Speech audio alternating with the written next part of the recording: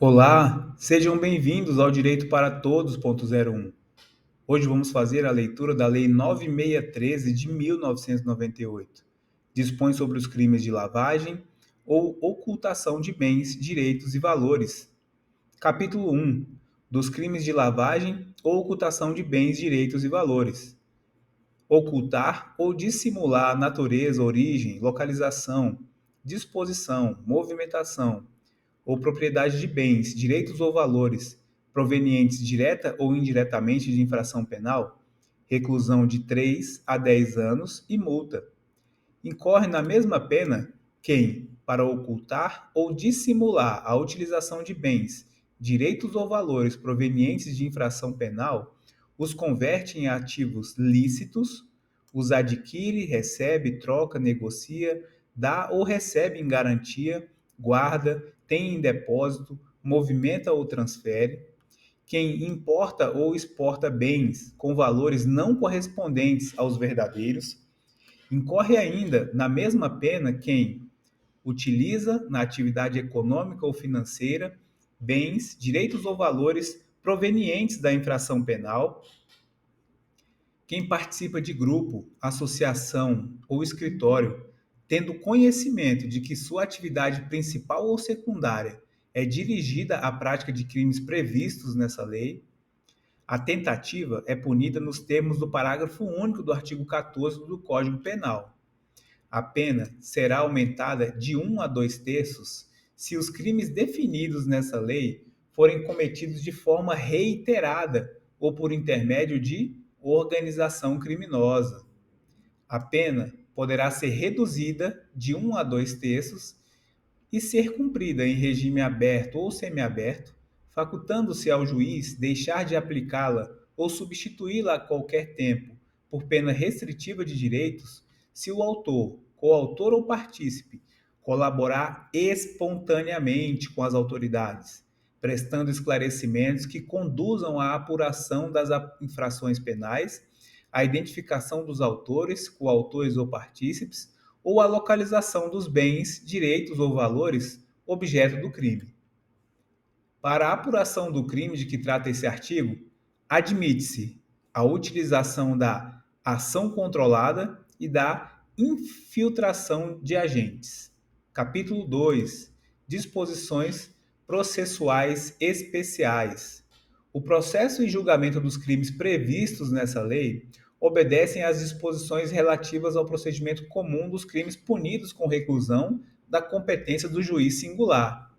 Independem do processo e julgamento das infrações penais antecedentes, ainda que praticados em outro país, cabendo ao juiz competente para os crimes previstos nessa lei a decisão sobre a unidade de processo e julgamento.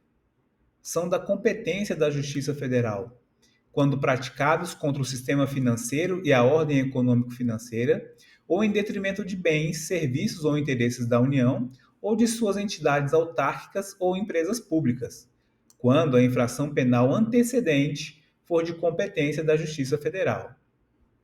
A denúncia será instruída com indícios suficientes da existência da infração penal antecedente, sendo puníveis os fatos previstos nesta lei, ainda que desconhecido ou isento de pena o autor ou extinta a punibilidade da infração penal antecedente. No processo por crime previsto nessa lei, não se aplica o disposto no artigo 366 do Decreto-Lei 3689, de 3 de outubro de 1941, Código de Processo Penal, devendo o acusado, que não comparecer nem constituir advogado, ser citado por edital, prosseguindo o feito até o julgamento com a nomeação de defensor dativo. O juiz, de ofício, a requerimento do Ministério Público ou mediante representação do delegado de polícia, ouvido o Ministério Público em 24 horas, havendo indícios suficientes de infração penal, poderá decretar medidas assecuratórias de bens, direitos ou valores do investigado ou acusado, ou existentes em nome de interpostas pessoas que sejam instrumento, produto ou proveito dos crimes previstos nessa lei ou das infrações penais antecedentes. Proceder-se-á A alienação antecipada para preservação do valor dos bens, sempre que estiverem sujeitos a qualquer grau de deterioração ou depreciação, ou quando houver dificuldade para sua manutenção. O juiz determinará a liberação total ou parcial dos bens, direitos e valores, quando comprovada a licitude de sua origem, mantendo-se a constrição dos bens, direitos e valores necessários e suficientes à reparação dos danos e ao pagamento de prestações pecuniárias, multas e custas decorrentes da infração penal.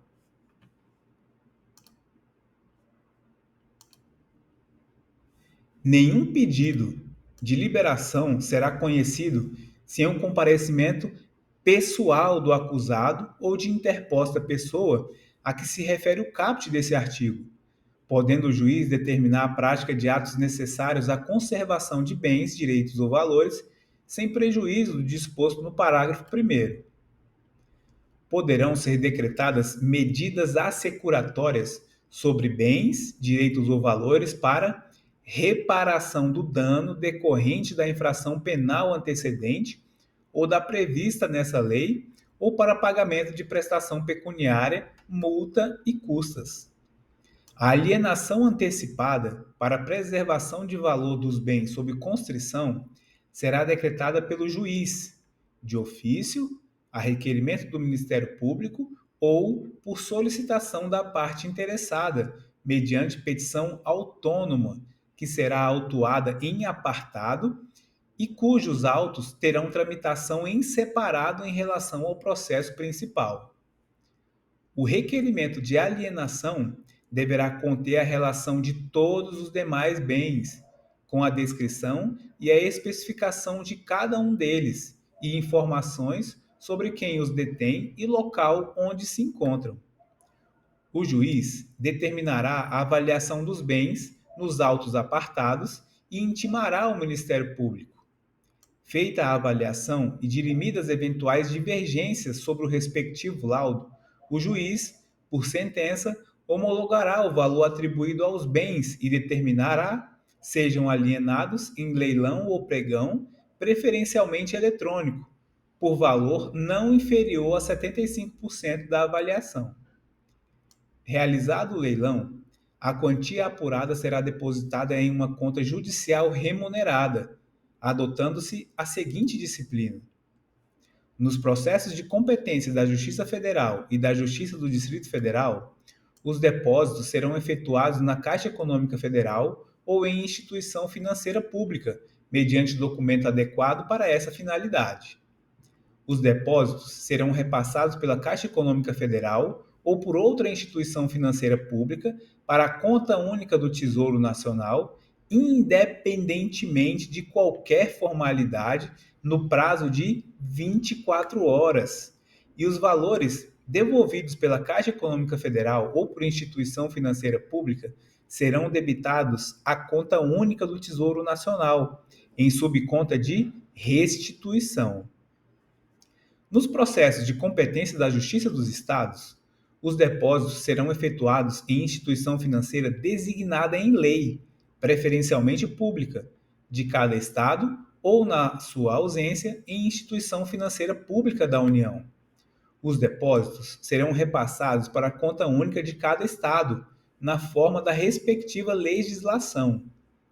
Mediante ordem da autoridade judicial, o valor do depósito, após o trânsito em julgado da sentença proferida na ação penal, será, em caso de sentença condenatória, nos processos de competência da Justiça Federal e da Justiça do Distrito Federal, incorporado definitivamente ao patrimônio da União, e nos processos de competência da Justiça Estadual, incorporado ao patrimônio do Estado respectivo. Em caso de sentença absolutória, extintiva da punibilidade, colocado à disposição do réu pela instituição financeira, acrescido da remuneração da conta judicial. A instituição financeira depositária manterá controle dos valores depositados ou devolvidos. Serão deduzidos da quantia apurada no leilão todos os tributos e multas incidentes sobre o bem alienado, sem prejuízo de iniciativas que, no âmbito da competência de cada ente da federação, venham a desonerar bens sob constrição judicial daqueles ônus. Feito o depósito a que se refere o parágrafo 4º desse artigo, os autos da alienação serão apensados aos do processo principal. Terão apenas efeito devolutivo os recursos interpostos contra as decisões proferidas no curso do procedimento previsto nesse artigo. Sobrevindo o trânsito em julgado de sentença penal condenatória, o juiz decretará em favor, conforme o caso, da União ou do Estado, a perda dos valores depositados na conta remunerada e da fiança, a perda dos bens não alienados antecipadamente e daqueles aos quais não foi dada destinação prévia, e a perda dos bens não reclamados no prazo de 90 dias após o trânsito em julgado da sentença condenatória, ressalvado o direito de lesado ou terceiros de boa-fé. Os bens a que se referem os incisos 2 e 3 do parágrafo 10 desse artigo serão adjudicados ou levados a leilão, depositando-se o saldo na conta única do respectivo ente.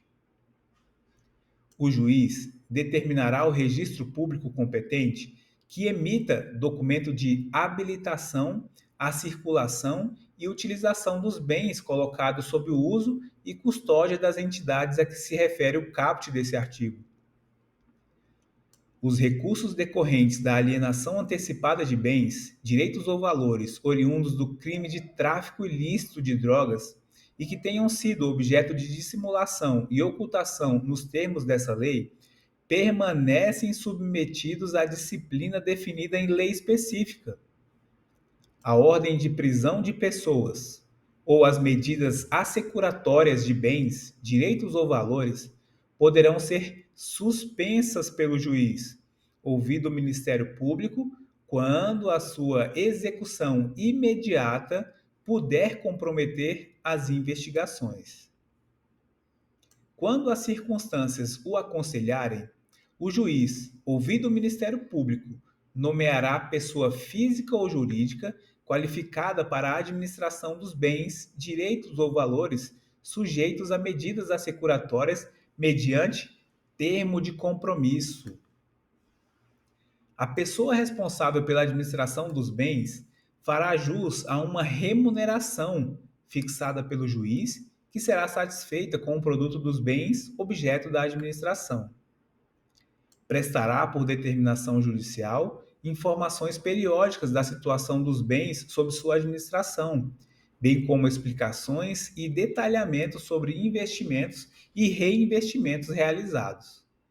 Os atos relativos à administração dos bens sujeitos a medidas assecuratórias serão levados ao conhecimento do Ministério Público, que requererá o que entender cabível. Capítulo 3. Dos efeitos da condenação. São efeitos da condenação, além dos previstos no Código Penal, a perda em favor da União e dos Estados, nos casos de competência da Justiça Estadual, de todos os bens, direitos e valores relacionados direta ou indiretamente à prática dos crimes previstos nessa lei, inclusive aqueles utilizados para prestar a fiança, ressalvado o direito do lesado ou de terceiro de boa-fé. A interdição do exercício de cargo ou função pública de qualquer natureza e de diretor, de membro, de conselho de administração ou de gerência das pessoas jurídicas referidas no artigo 9º pelo dobro do tempo da pena privativa de liberdade aplicada. A União e os Estados, no âmbito de suas competências, regulamentarão a forma de destinação dos bens, direitos e valores cuja perda houver sido declarada, assegurada quanto aos processos de competência da Justiça Federal, a sua utilização pelos órgãos federais encarregados da prevenção, do combate, da ação penal e do julgamento dos crimes previstos nessa lei e, quanto aos processos de competência da Justiça Estadual, a preferência dos órgãos locais com idêntica função. Os instrumentos do crime sem valor econômico, cuja perda em favor da União ou do Estado for decretada, serão inutilizados ou doados a museu criminal ou a entidade pública, se houver interesse na sua conservação. Capítulo 4. Dos bens, direitos ou valores oriundos de crimes praticados no estrangeiro. O juiz determinará, na hipótese de existência de tratado ou convenção internacional e por solicitação de autoridade estrangeira competente, medidas assecuratórias sobre bens, direitos ou valores oriundos de crimes descritos no artigo 1º praticados no estrangeiro. Aplica-se o disposto nesse artigo, independentemente de tratado ou convenção internacional, quando o governo do país da autoridade solicitante prometer reciprocidade ao Brasil. Na falta de tratado ou convenção, os bens, direitos ou valores privados sujeitos a medidas assecuratórias por solicitação de autoridade estrangeira competente ou os recursos provenientes da sua alienação serão repartidos entre o Estado requerente e o Brasil na proporção de metade, ressalvado o direito do lesado ou de terceiro de boa-fé. Capítulo 5. Das pessoas sujeitas ao mecanismo de controle. Sujeitam-se às obrigações referidas nos artigos 10 e 11 as pessoas físicas e jurídicas que tenham em caráter permanente ou eventual, como atividade principal ou acessória, cumulativamente ou não, a captação, intermediação e aplicação de recursos financeiros de terceiros em moeda nacional ou estrangeira. A compra e venda de moeda estrangeira ou ouro como ativo financeiro ou instrumento cambial. A custódia, emissão, distribuição, liquidação, negociação, intermediação ou administração de títulos ou valores imobiliários.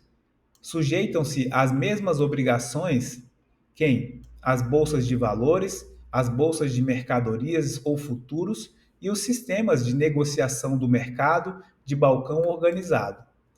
As seguradoras, as corretoras de seguros e as entidades de previdência complementar ou de capitalização. As administradoras de cartões de credenciamento ou cartões de crédito, bem como as administradoras de consórcio para aquisição de bens ou serviços. As administradoras ou empresas que se utilizem de cartão ou qualquer outro meio eletrônico, magnético ou equivalente que permita a transferência de fundos. As empresas de arrendamento mercantil leasing, as empresas de fomento comercial factoring e as empresas simples de crédito, as sociedades que, mediante sorteio, método assemelhado, exploração de loterias, inclusive de apostas de cota fixa, ou outras sistemáticas de captação de apostas com pagamento de prêmios, realizem distribuição de dinheiro, de bens móveis, de bens imóveis ou de outras mercadorias ou serviços, bem como concedam descontos na sua aquisição ou contratação. As filiais ou representações de entes estrangeiros que exerçam no Brasil qualquer das atividades listadas nesse artigo, ainda que de forma eventual. As demais entidades cujo funcionamento dependa de autorização de órgão regulador dos mercados financeiros, de câmbio, de capitais e de seguros. As pessoas físicas ou jurídicas, nacionais ou estrangeiras, que operem no Brasil como agentes, dirigentes, procuradoras, comissionárias ou por qualquer forma representem interesses de ente estrangeiro que exerça qualquer das atividades referidas nesse artigo, as pessoas físicas ou jurídicas que exerçam atividade de promoção imobiliária ou compra e venda de imóveis, as pessoas físicas ou jurídicas que comercializem joias, pedras e metais preciosos, objetos de arte e antiguidades, as pessoas físicas ou jurídicas que comercializem bens de luxo ou de alto valor, intermediem a sua comercialização ou exerçam atividades que envolvam grande volume de recursos em espécie. As juntas comerciais e os registros públicos, As pessoas físicas ou jurídicas que prestem, mesmo que eventualmente, serviços de assessoria, consultoria, contadoria, auditoria, aconselhamento ou assistência de qualquer natureza em operações de compra e venda de imóveis, estabelecimentos comerciais ou industriais, ou participações societárias de qualquer natureza, de gestão de fundos, valores mobiliários ou outros ativos, de abertura ou gestão de contas bancárias, de poupança, investimento ou de valores mobiliários, de criação, exploração ou gestão de sociedades de qualquer natureza, fundações, fundos fiduciários ou estruturas análogas, financeiras, societárias ou imobiliárias e de alienação ou aquisição de direitos sob contratos relacionados a atividades desportivas ou artísticas profissionais. Pessoas físicas ou jurídicas que atuem na promoção, intermediação, comercialização, agenciamento ou negociação de direitos de transferência de atletas, artistas ou feiras, exposições ou eventos similares. As empresas de transporte e guarda de valores, as pessoas físicas ou jurídicas que comercializem bens de alto valor de origem rural ou animal ou intermediem a sua comercialização e as dependências no exterior das entidades mencionadas nesse artigo por meio de sua matriz no Brasil, relativamente a residentes no país. Capítulo 6. Da identificação dos crimes e manutenção de registros. As pessoas referidas no artigo 9º identificarão seus clientes e manterão cadastro atualizado nos termos de instruções emanadas das autoridades competentes.